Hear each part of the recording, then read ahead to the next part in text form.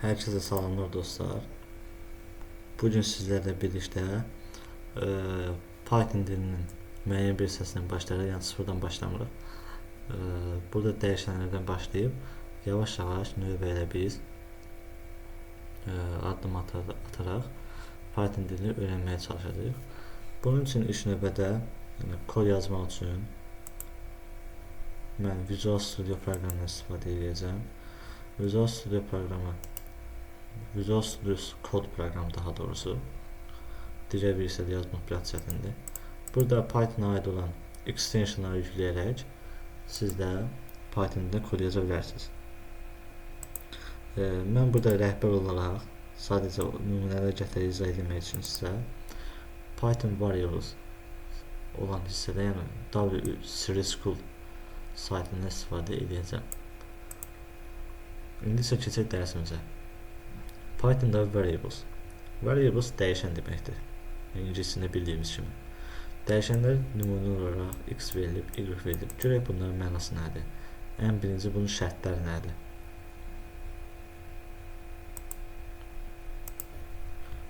Silirəm. Bilirsiniz ki, komment yazmaq üçün DS işarəsindən istifadə olunur. Dəyişənlər. Əvvəl gəlin dəyişənlərin yaradılması üçün şərtlərimizlə tanış olaq. Görək hansı şərtlər altında yazılmış hərflər və yaxud da digər şərait işarələr dəyişən adlanır. Yadınızda qalsın ki, dəyişən adı deyilir buna. Dəyişən adımız boşluq, rəqəm,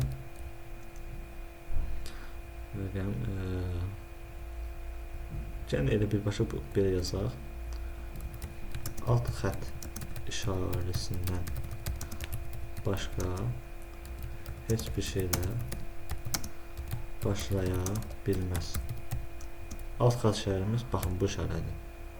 Bununla da başlaya bilməz, ancaq bundan başlaya bilər. Eyni zamanda dəyişən adında boşluq olmaz. Yəni mən dəyişən adı yaradan zaman boşluqdan istifadə etməməliyəm. Dəyişən adı bütöv olmalıdır. İki desəz adı bir-birindən fərqləndirmək üçün bu alt xətt işarəsini istifadə edərəm. Ancaq boşluq olmaz. Sonra dəyişən adında nə olmazlar dedik, nə ola bilər? Dəyişən adının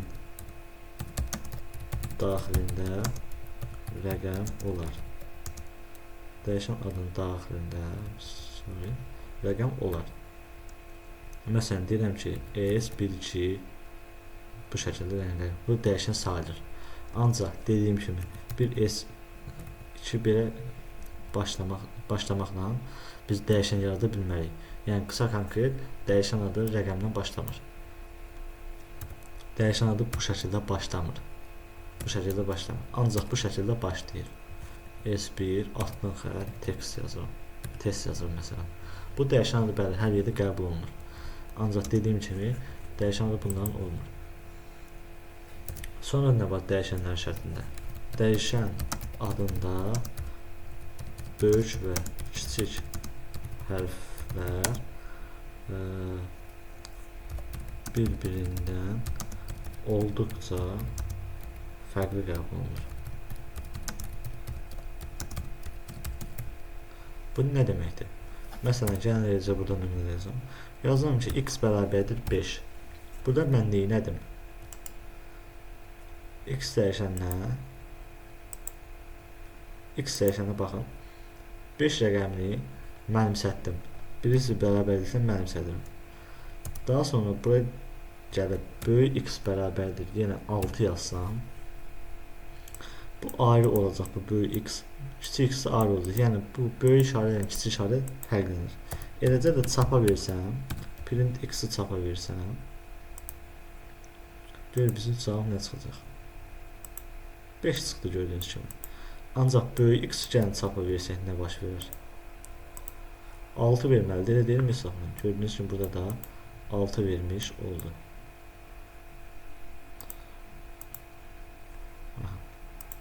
Böyük hərfin kiçik hərf bir-birindən fərqli qəbul edilir.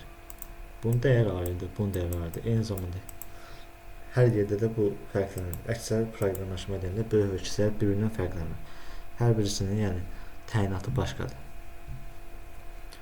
Dediyimiz kimi, yəni bunlar da dəyişənin yalanma şərtləridir. Bunu da dedik sizə.